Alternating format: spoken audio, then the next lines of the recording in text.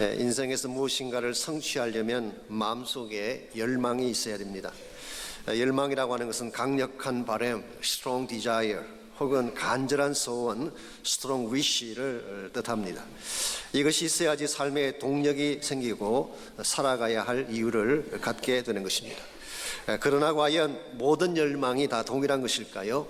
모든 열망은 다 아름답기만 한 것일까요? 그렇지 않은 것 같습니다.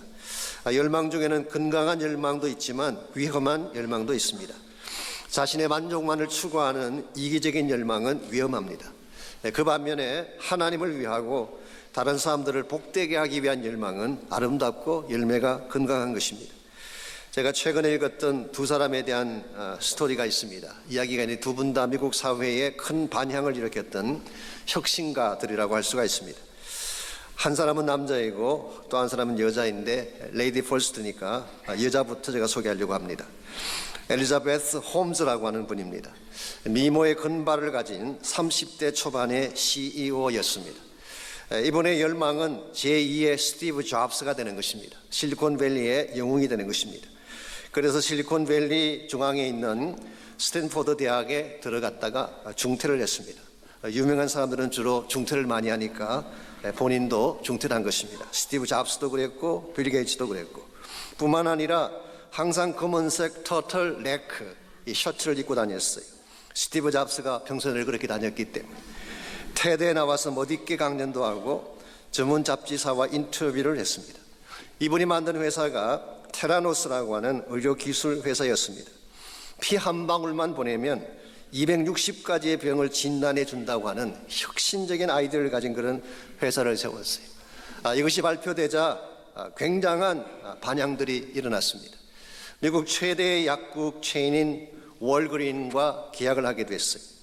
헨리 키신저나 조 바이든 같은 유명한 인사들이 엔돌스를 하기 시작하면서 자산이 90억 불까지 늘어나는 9 빌리언 달러스 큰 기업체를 만들게 됐습니다. 그래서 INC라고 하는 잡지의 표지 모델로 나왔는데, 여러분 표지에 보시는 것처럼 The Next Steve Jobs, 8 women who could own the future. 장차 미래를 장악할 8명의 여인 중에 한 명이다. 그리고 다음 차기 스티브 잡스라고 하는 그런 이름으로 소개가 됐습니다. 이와 같았던 분이 작년 6월달 그녀가 만들었다던 모든 것이 가짜로 판명이 나면서 회사가 문을 닫고 90억 불의 자산이 제로가 됐습니다. 여자 스티브 잡스에서 사기꾼으로 전락을 하고 지금은 크리미널 차지로 법정에 서야 되는 그런 위치가 되고 말았습니다. 왜 이런 현상이 벌어졌을까요? 처음부터 잘못된 열망을 가슴에 품었기 때문에 그런 것입니다.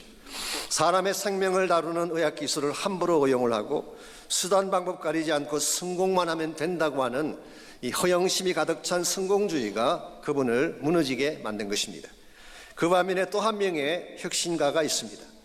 이 사람은 이름도 알려지지 않았고 테드에 나와서 강연도 하지 않았고, 이 사람이 그 발명품을 만들 때 나이가 13살이었어요. 8th grade, 8학년짜리 어린아이였습니다. 슈버햄 바네지라고 하는 벨지움에서 4살 때 이민 온 남자였습니다. 본인은 시각장애자가 아니었습니다마는 전 세계에 2억 8,500만 명이 시각장애자라는 사실을 듣고 그런 굉장한 충격을 받습니다. 더구나 그 중에 90%가 개발도상국가의 사람들이라는 사실에 대해서 굉장히 마음 아파했어요. 상당 숫자의 아이들이 제3국의 개발도상국에 살면서 학교도 제대로 다니지 못하고 공부도 제대로 못한다는 사실. 왜냐하면 이 점자 프린터의 가격이 너무 비싸요. 한 대를 구입하려면 2,000불을 지불해야 된다고 합니다. 그곳에 사는 사람들이 몇 달치 생활비를 부어야지 겨우 한 대를 살 수 있는 이런 케이스니까 아이들이 그 프린터기를 가질 가능성은 거의 없습니다. 그래서 이 바네지라고 하는 13살 아이가 고민이 시작됐어요. 어떻게 하면 그 아이들을 도울 수 있을까? 밤낮으로 연구하고 이것이 마음의 열망이 됐습니다. 그러던 중에 어린아이들이 사용하는 장난감인 레고라고 하는 것이 있죠. 그것을 사용해서 이 점자 프린터를 만드는데 성공을 했어요.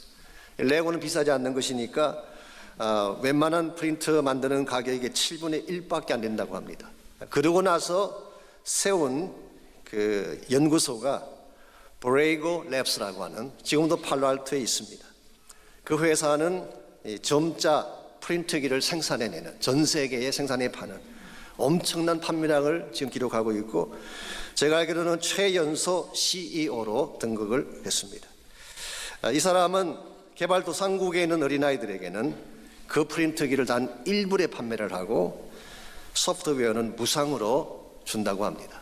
그 결과 수천만 명의 어린아이들이, 제3국에 있는 어린아이들이, 특별히 시각장애자들이 읽기도 하고 쓰기도 하고 발표도 할 수 있는 이런 혜택을 갖게 됐다고 합니다. 여러분, 열망이라고 해서 다 같은 것은 아닙니다. 아름다운 열망이 있는가 하면 어글리한 열망이 있습니다.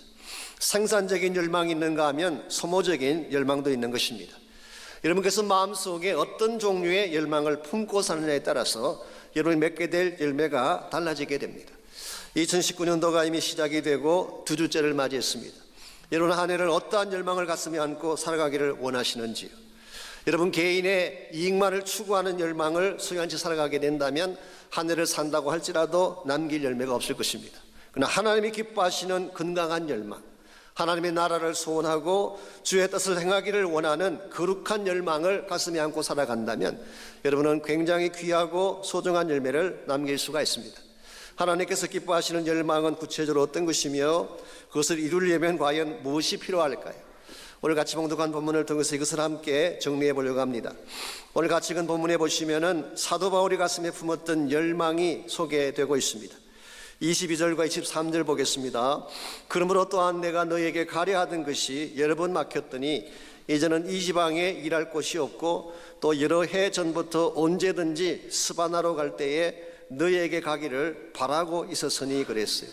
여기서 내가 여러 번 가고 싶었다는 곳이 어디일까요? 로마를 말하는 것입니다. 로마로 가고 싶은 소원이 있었는데 무슨 연유인지 모르지만 여러 번 길이 막혀서 가지 못했어요.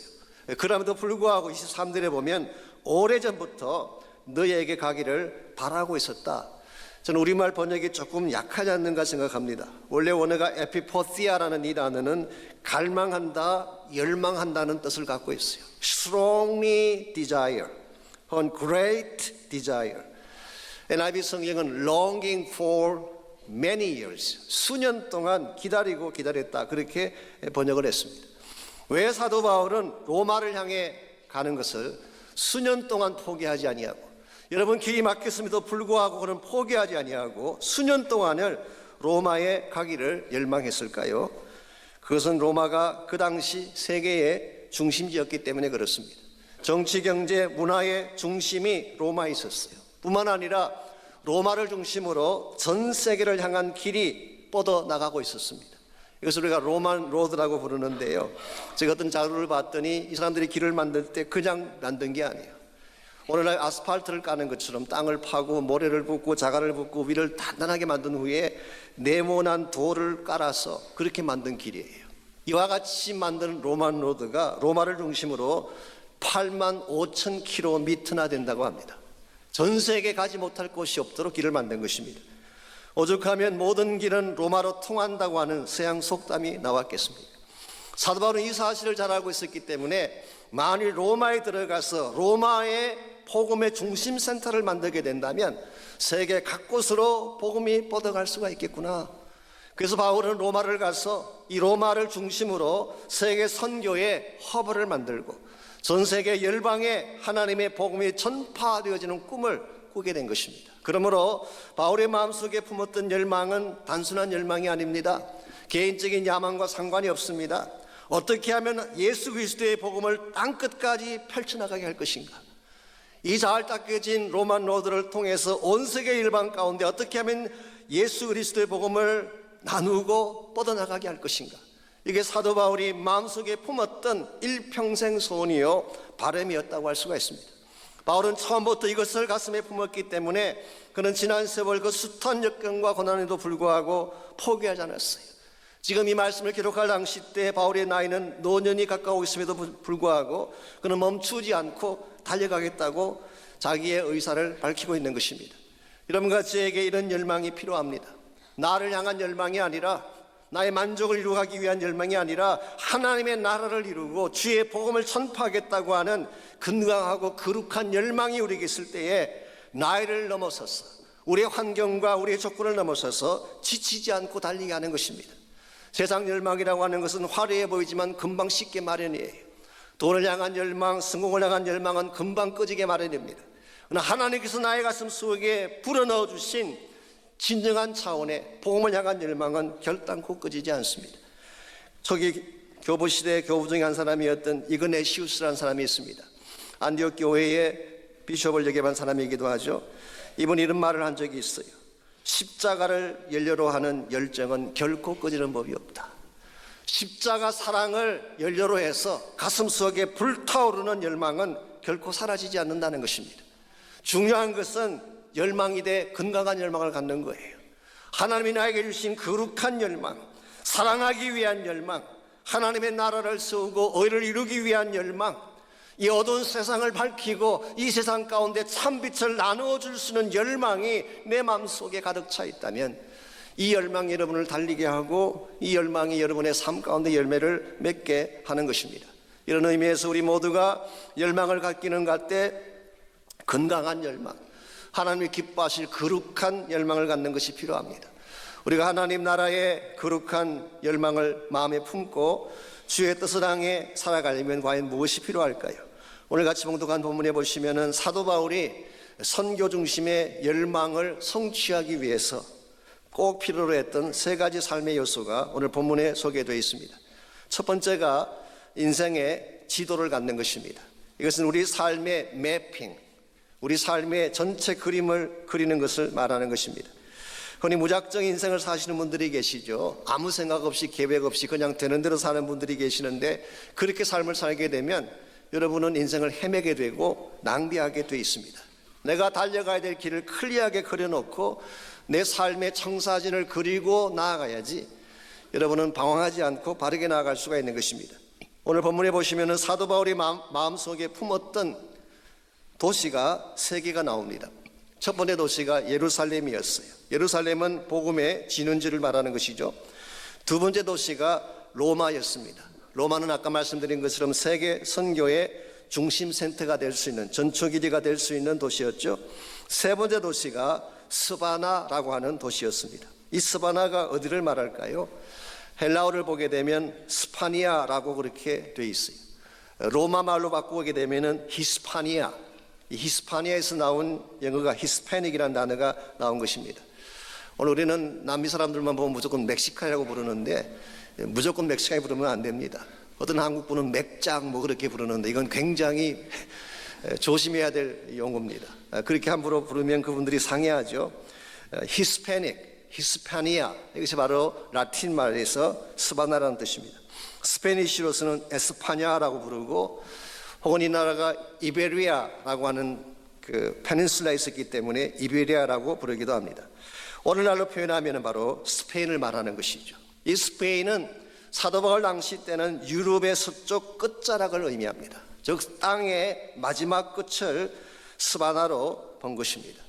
사도 바울은 이 로마를 갔다가 로마 교회가 보내줌으로 말미암아 스바나로 가기를 원했다. 그렇게 오늘 본문은 기록하고 있습니다. 왜 바울은 로마로 갔다가 스바나로 가기를 원했을까요? 아마 1차적으로는 그것이 바울의 선교 전략 중에 하나였기 때문이 아닌가 생각합니다. 사도 바울의 선교 전략은 항상 교회를 통한 선교입니다. 물론 선교단체를 통해서도 선교할 수는 있지만 궁극적으로는 교회에서 파송을 받고 교회를 통해 선교하는 것이 바울이 우리에게 보여주었던 훌륭한 선교 전략 중에 하나였어요. 그러나 그보다 더 중요한 이유는 예수님의 땅끝 분부를 이루기 위해서, 예수님께서는 우리가 흔히 알고 있는 지상명령 Great Commission에서 우리 선교의 마지막 지점을 땅끝이라고 하셨어요. 마태복음 28장 19절에서는 All Nations, 모든 나라라고 표현을 했고 사도는 1장 8절에서는 땅끝이라고 표현했어요. 성령이 너에게 임하시면 너희가 권능을 받고 예루살렘과 온 유대와 사마리아와 뭐라고 그랬어요? 땅끝까지 이르러. 여기에 예수님께서 일찍이 보여주셨던 하나님 나라의 청사진이 있어요. 예수님이 우리에게 분부하실 때 막연하게 분부하신 것이 아니라 예루살렘에서 시작해서 땅끝까지 나아가라고 예수님께서는 우리 사역에 맵을 이미 주신 것입니다. 이런 측면에서 바울의 선교는 무대뽀란 설교가 아니었어요. 여러분께서 사도 바울이 선교했던 그 일정을 쭉 보시면, 루트를 보시게 되면 이걸 금방 아실 수가 있어요. 1차 선교 때는 소아시아 지역을 다녀왔습니다. 요즘에 터키 지역이죠. 2차 선교 때는 유럽 지역에 선교의 문을 열고, 3차 선교 여행 때는 에베소 지역에 가서 약 2년 반을 머물면서 도라노 서원을 세우고 제자들을 양육했죠. 그리고 나서 예루살렘을 올라갔다가 오늘 본문에 기록된 것처럼 로마로 가고, 그리고 마지막에는 서쪽 끝자락인 스페인까지 가게 됩니다.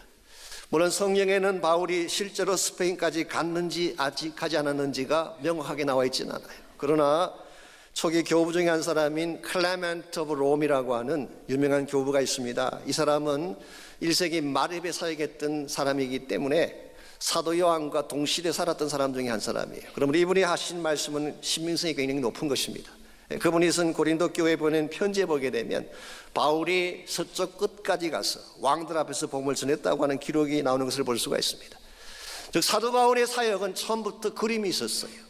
예루살렘에서 시작되어진 그 복음이 안디옥에서 소아시아로, 유럽에서 에베소로, 로마에서 스페인까지 가는 이 모든 픽처를 마음에 가지고 있었기 때문에 본인이 어디를 향해 가야 될지를 정확히 알았고, 그래서 그의 사역이 전개가 된 것입니다.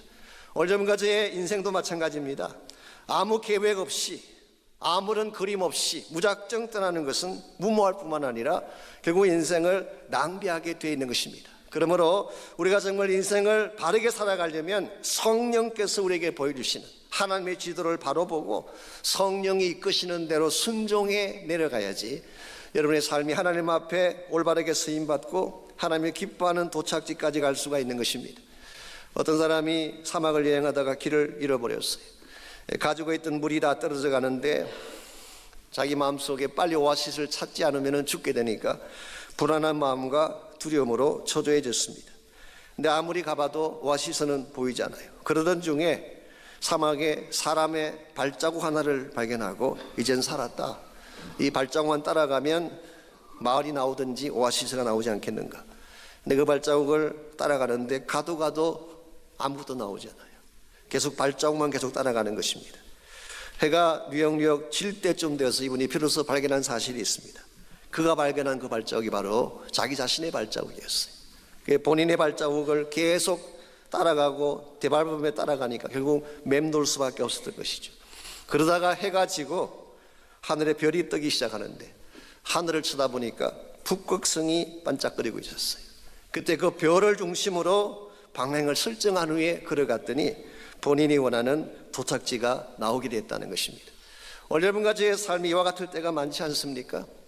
내가 밟았던 발자국을 계속 반복해서 밟아가는, 내가 행했던 일을 리피트하고 있는, 그러다 보니까 열심히 가는 것 같은데 지자리 그러네. 하나님이 나에게 주시는 하나님의 지도는 보지 아니하고 하늘에 하나님께서 준비해 놓으신 하늘의 별 예수 그리스도의 비전은 보지 아니하고 나의 발자국만 계속 반복해서 따라가게 되면 여러분은 결국 헤매다가 인생을 마치게 되는 것입니다. 이런 면에서 여러분이 정말 바른 길을 향해 가기를 원한다면 하늘을 쳐다보시기 바랍니다. 예수 그리스도를 바라보시기 바랍니다. 주님께서 여러분과 저를 위해 준비해 놓으신 삶의 계획과 목적을 바로 알고 달려가야지 여러분이 하나님의 꿈을 이룰 수가 있는 것입니다. 이와 같이 우리가 하나님이 기뻐하시는 거룩한 열망을 이루며 살아가려면 1차적으로는 우리 인생의 맵이 필요해요. 성령을 통해 주시는 인생의 지도죠. 두 번째로 삶의 중심축을 가져야 됩니다. 삶의 중심축. 25절에서 27절까지를 보시면 사도 바울은 로마로 가기 전에 먼저 들려야 할 곳이 하나 있다 그렇게 밝히고 있습니다. 그곳이 어딜까요? 예루살렘이라고 오늘 성경을 밝히고 있습니다. 자, 바울은 왜 로마로 가기 전에 먼저 예루살렘을 들려가려고 했을까요? 사실 그 당시 바울의 상황을 보게 되면 사도 바울이 예루살렘을 방문하는 것은 굉장히 위험한 행보였어요. 바울을 죽이려고 이빨을 갈고 있는 유대 종교자들이, 종교 지도자들이 많았기 때문에 사도행 23장에 보게 되면 바울을 죽이러 작정한 결사대 40명이 바울이 오기를 기다리고 있었다고 합니다. 더구나 바울이 가이사라 지방에 내려갔을 때에 아가보라고 하는 선지자가 예언을 했어요. 당신이 예루살렘에 올라가면 결박당할 것이고 이방인 손에 넘겨지게 될 것이다 예언을 했습니다. 그러므로 올라가면 잡히는 것입니다. 올라가면 죽을 수도 있는 것입니다. 그럼에도 불구하고 왜 바울은 굳이 예루살렘을 향해 올라가려고 했을까요? 오늘 26절 27절을 잠깐 보시면은 maybe 1차적인 이유, 외형상 보여지는 이유는 헌금을 전달하기 위해서 있을 가능성이 있습니다. 26절 25절부터 보겠습니다. 그러나 이제는 내가 성도를 섬기는 일로 예루살렘에 가노니. 그리고 그 내용을 26절에서 설명합니다. 이는 마게도니아와 아가야 사람들이 예루살렘 성도 중 가난한 자들을 위하여 기쁘게 얼마를 연보하였기 때문이라고 했습니다. 예루살렘에 살고 있는 성도들 가운데는 돈이 없고 먹을 것이 없는 가난한 성도들이 많이 있을 때예요. 우리 성경의 기록은 아니지만 일반 역사 기록에 보게 되면 AD 46년도에 클라우디우스 황제 때에 유대 지역에 큰 기근이 왔다고 기록이 되어 있어요. 이 기근이라고 하는 것은 온 땅이 완전히 말라버리는 걸 말합니다. 풀 한 폭이 나지 않는. 아마 그 여파 때문인지 모르겠지만 예루살렘에 살고 있는 분들이 굉장히 가난하고 힘들었어요. 그래서 사도행전 11장 30절에 보면 사도 바울이 구제 헌금을 가지고 예루살렘을 방문했던 기록이 나옵니다. 근데 그때 방문했던 기록은 오늘 본문과 다른 케이스예요. 그때 방문했던 것은 안디옥 교회에서 모았던 헌금을 가지고 예루살렘 교회에 전달한 것입니다. 오늘 본문의 케이스는 바울이 선교 여행을 떠난 이후에, 즉 이방 선교가 시작된 이후에, 더구나 3차에 걸친 선교 여행을 통해서 이방 지역을 다니면서 모았던 모든 헌금을 모아서 예루살렘에 살고 있는 성도들에게 전달하기 위해 가는 것입니다. 자, 바울이 이와 같이 그 헌금을 전달하려고 했던 이유 중에 하나는 이방교회와 예루살렘 교회의 연합을 추진하기 위해서입니다. 지난번에도 말씀드린 것처럼 유대인과 이방인 사이에는 알력이 좀 있었어요. 갈등이 있었습니다. 그런데 바울이 이방 지역에 있는 교회의 헌금을 다 모아가지고 예루살렘 교회에 갖다 줌으로써 이방 교회들이 얼마나 당신들을 사랑하고 있는지 아느냐, 당신들을 케어하고 있다. 그래서 유대인과 이방인 교회, 예루살렘 교회와 이방인 교회의 단합을 위해서 헌금을 전달하려고 가져갔을 가능성이 많습니다. 그런데 만일의 경우에 헌금 전달하는 것만이 예루살렘 방문의 이유의 전부라면 사실은 꼭 본인이 안 가도 되는 거 아니겠어요? 인편에 보낼 수도 있는 것입니다.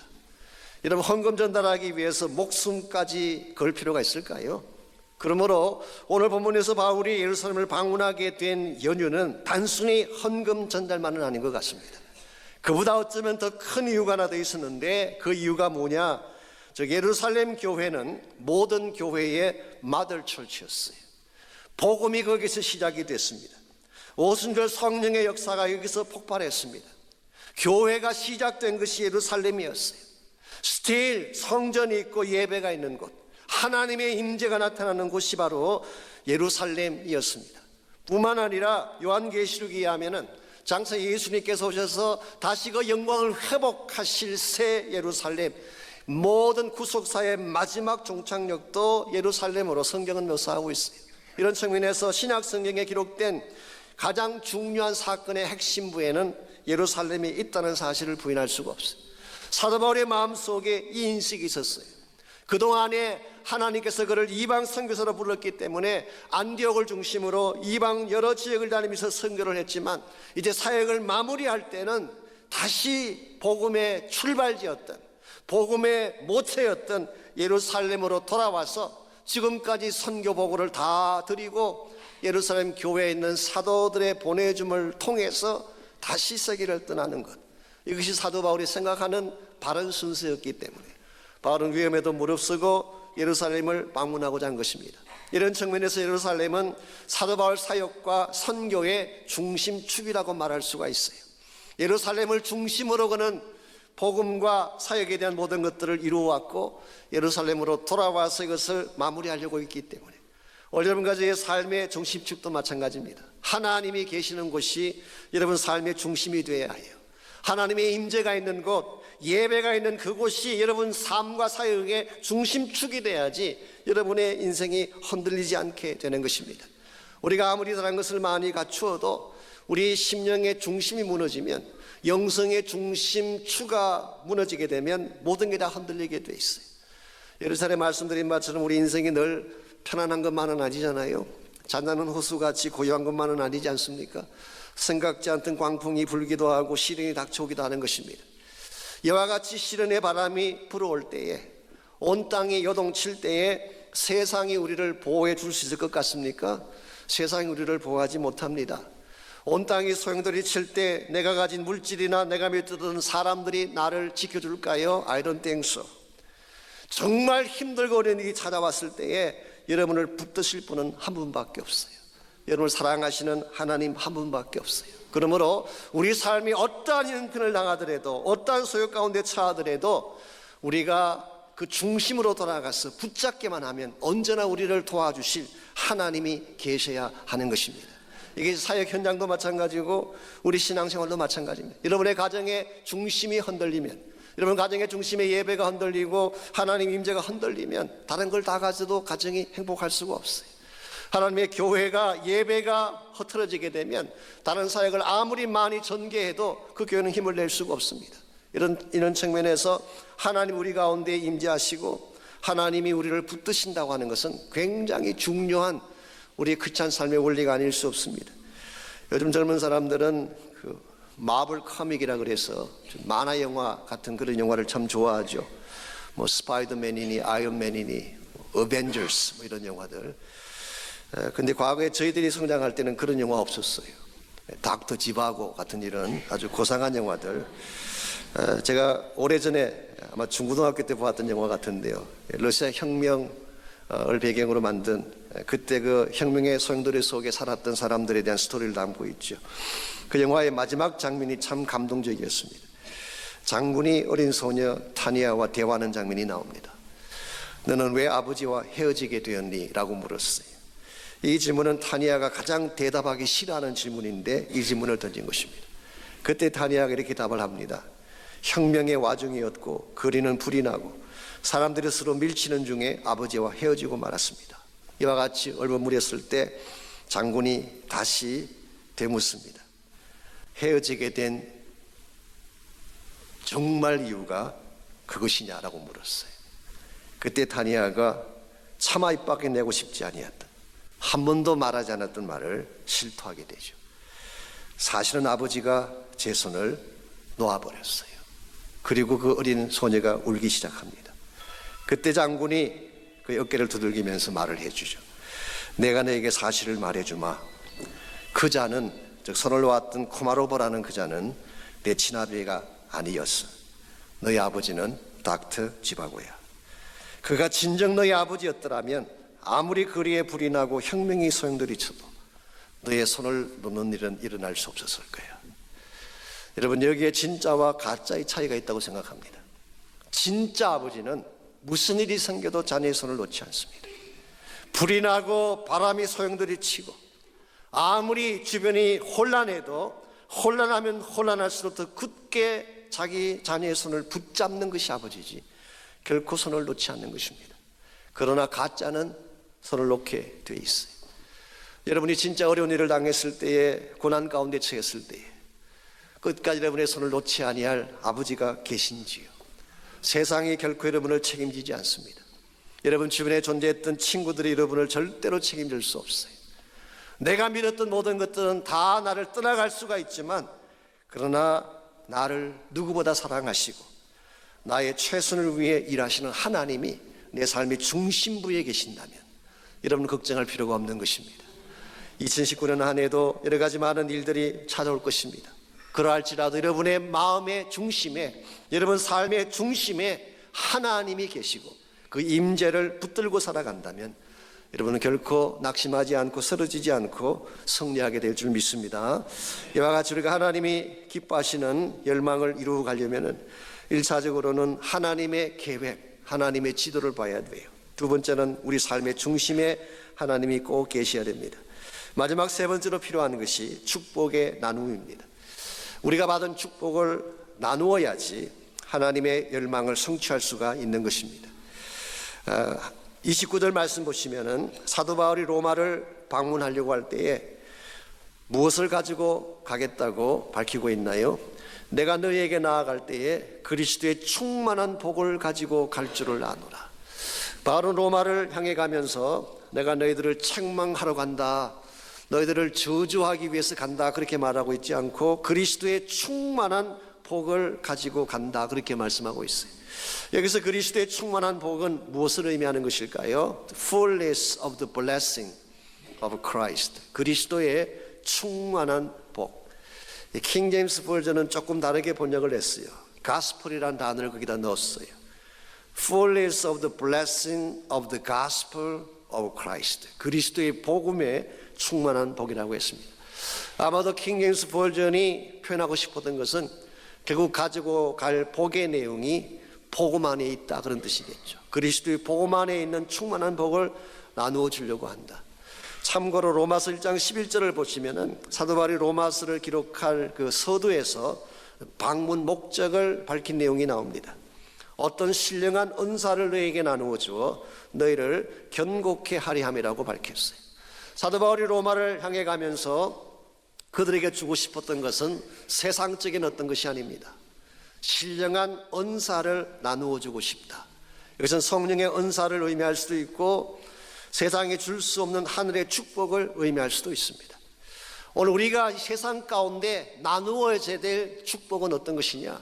세상 사람들이 가지고 있는 물질이나 세상 사람들이 가지고 있는 그런 가치가 아니라 세상은 가지지 못했지만 그리스도 안에서 우리가 가진 것, 이걸 여러분께서 줄 수 있어야 돼요. 그래야지 세상에 혜택을 끼칠 수가 있고 세상을 변화시킬 수가 있는 것입니다. 창세기 47장에 보시면은 야곱이 이제 가족과 함께 애굽 땅으로 이주를 하게 되죠. 그러나서 애굽 왕 바로를 처음 만났을 때 그와 대면했을 때 했던 말이 창세기 47장 9절에서 10절 사이에 기록이 되어 있습니다. 그 당시 야곱의 나이가 굉장히 많았어요. 130세였어요. 그는 이렇게 고백합니다. 내 나그네 길의 세월이 130년입니다. 내 나이가 우리 조상의 나그네 길 연조에 미치지 못하나 험악한 세월을 보냈습니다. 야곱은 자기의 일생이 얼마나 험악했는지 나그네 길이었음을 밝힌 후에 10절에 보면은 이런 표현이 나와요. 야곱이 바로에게 축복하고 나오니라. 저는 이 말씀이 저 개인적으로 굉장히 도전이 됐습니다. 나이 130세가 되어도 축복할 것을 가진 인생. 내가 가진 모든 건 다 빼앗겨버렸어요. 모든 건 다 잃어버렸지만 그러나 세상은 가지지 못했지만 내가 가지고 있기 때문에 축복할 수 있는 인생이 되는 것. 이것은 성경이 말하고 있는 크리스천 라이프라고 생각합니다. 세상은 가지지 않았지만 그리스도 안에서 여러분과 제가 가진 것이 무엇일까요? 사도행전 3장 말씀에 의하면은 은과 금은 내게 없거니와 내게 있는 것으로 너에게 주노니 곧 나사렛 예수 이름으로 걸으라고 했어요. 세상은 은을 가지고 있는지 모르지만 세상은 금을 소유하고 있는지 모르지만 우리에게는 은도 없고 금도 없지만 그리스도 안에 있는 나사렛 예수의 이름, 그분 안에 있는 복음의 능력, 그분 안에 감추어져 있는 생명의 빛을 세상 사람들에게 나누어 줘야지. 그래 세상이 변화되어지고 하나님께서 열망하시는 하나님 나라의 꿈이 이루어지게 되는 것입니다. 여러분은 어떠한 열망을 마음에 품고 인생을 사시는지요? 세상이 말하는 헛된 열망을 가지고 살아가신다면 여러분은 잠깐 반짝 여러분의 인생을 불태울지는 모르지만 금방 사그러지는 모닥불처럼 여러분의 인생은 허무하게 끝날 것입니다. 그러나 만일 여러분이 하나님 나라의 비전을 가슴에 안고 그 나라의 열망을 가슴에 품고 이것을 나누며 살아가게 된다면 여러분의 인생은 가장 값지고 하나님이 축복하실 만한 소중한 열매를 맺는 인생이 될 것입니다. 이제 2019년 한 해가 벌써 시작이 됐습니다. 이 한 해 동안 여러분은 마음속에 어떤 꿈을 품고 살아가기를 원하시는지, 어떤 마음의 소원을 가슴에 품고 어떤 strong desire를 마음에 품고 살아가기를 원하시는지, 전 여러분 한 분 한 분이 복음의 꿈을 안고 사시기를 바랍니다. 예수 그리스도의 이름을 가슴에 안고 살아가시기를 바랍니다. 하나님이 나를 사랑하신 것 같이 나도 누군가를 사랑하기 위한 열망을 가지고 이 아내를 살아가시기 바랍니다. 무엇보다 복음을 향한 열망을 가슴에 품고 누구를 만나든지 참 생명의 빛된 복음을 나누어주고 증감으로써 수많은 사람들이 그리스도에게로 다시 돌아오는 이런 놀라운 역사들을 이루며 사는 한 해가 될 수 있기를 바랍니다.